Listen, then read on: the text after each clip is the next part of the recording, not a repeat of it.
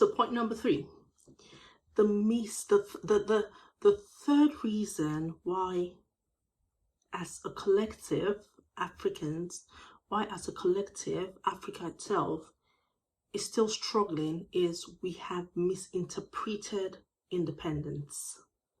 So at the point where we were told, yes, you would become independent, okay?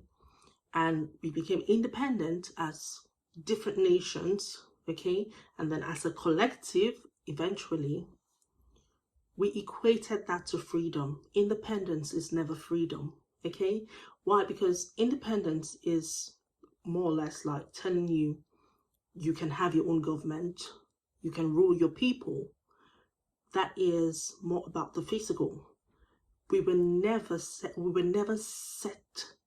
free psychologically. So remember the impacts of trauma I talked about initially. That was not set free. That was not like legalized on paper, if you understand what I mean. So independence should never be mistaken for freedom. So as a collective, Africans were not set free when they declared independence, okay? What that means is because over time we have equated independence to freedom, what we're saying now is we think we are free, but psychologically, as a collective, we're still bound to the impacts of the trauma from slave trade, to the impacts of suppression, of subjugation, to the impacts of the survival mindset. Okay? It is still a survival mindset through mentality culture.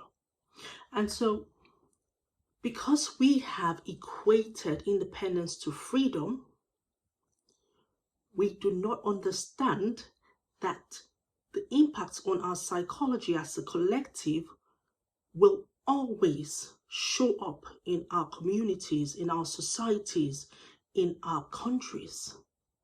Because we can never be greater than our mindset. We can never be greater than how we think. We can never be greater than our psychology.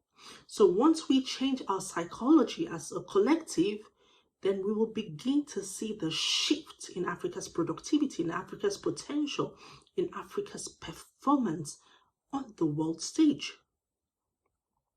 And so if your country is independent today, it doesn't mean your country is free from the impacts of history. It only means your country is able to rule her people. Her people are able to rule her people. You don't have a foreigner ruling her people. Her own people rule her people. But it doesn't mean that the collective mindset has changed, because the product of a society is not from one person, it's from a collective, a collection of people. The product of the economy of a society, of a country, is not from one person, it's from a collective. And so if your country in Africa is struggling, we're talking about the collective mindset. If you're 50 years independent, or you've been independent for 60 years, and you're wondering why nothing has moved, or as a country, you've not seen so much growth, it has nothing to do with the independence. It has a lot to do with the mindsets. The mindsets haven't changed over time. And so for you as a collective, for Africa as a collective, to see a change, we need to free our minds. We need to think differently.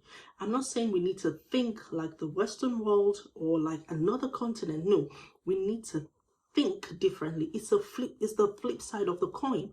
You need to look at life differently. We need to look at how we solve things differently. We need to look at how we manage people, resources differently. We need to look at how we even manage our own people, your communities, how you manage your communities. You need to look at it differently. So never ever mistake independence for freedom. It's not freedom. And even with freedom, it is harder to manage freedom than it is to manage dependence. Because with dependence, like when Africa was still dependent, with dependence, you know something is coming all the time if you do the right things. With independence, however, you will need to psychologically shift your mindset to become productive, to become a person with a high performance value, high performance ratio. And so it's harder to manage freedom than it is to manage dependence. So even right now, and even as a continent, you can see that we are still dependent on other continents for resources, for help that we have the ability to produce. It is a psychological battle. Okay? And so when you see we are independent, never mistake it for freedom. Now that takes us to point number 4.